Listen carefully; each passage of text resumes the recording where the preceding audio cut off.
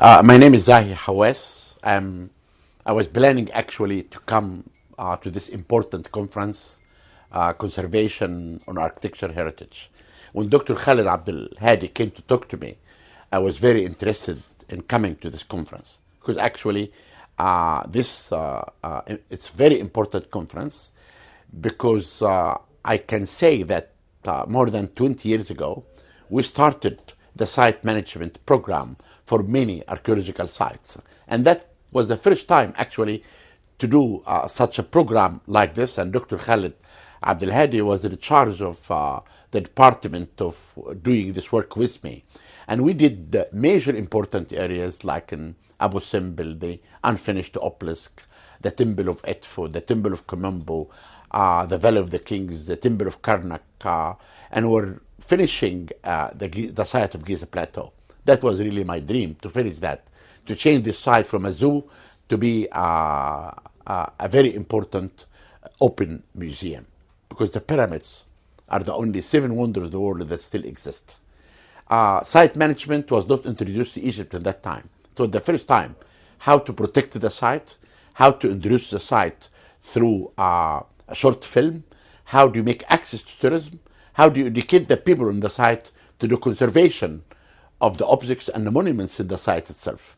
This briefly what's been site management. And we were able to do great work and a great important conservation to many sites. And this is why I thought that this conference is very important for us to discuss many important issues and also to discuss the future for conservation in Egypt.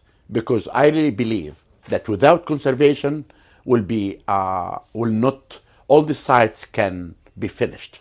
I was talking about the tomb of Tutankhamun. If we leave the tourists to come to visit the tomb, 10,000 people a day, this tomb in less than 100 years will be completely finished. How do you preserve these monuments? The only way is to start site management, and also not only to preserve the sites, but also at the same time to find out how many visitors can see and can enter the tomb every day. When can we close tombs and open tombs for the public? Because I always say that tourism is actually the enemy of archaeology. But we need to accommodate between the need of tourism for economy and for the economy of Egypt, and also for the preservation of the Egyptian monuments. And this is why I could not really come to join you to this important conference. I had a very important meeting that I cannot really miss outside of Egypt. And this is why I hope that this conference will be successful.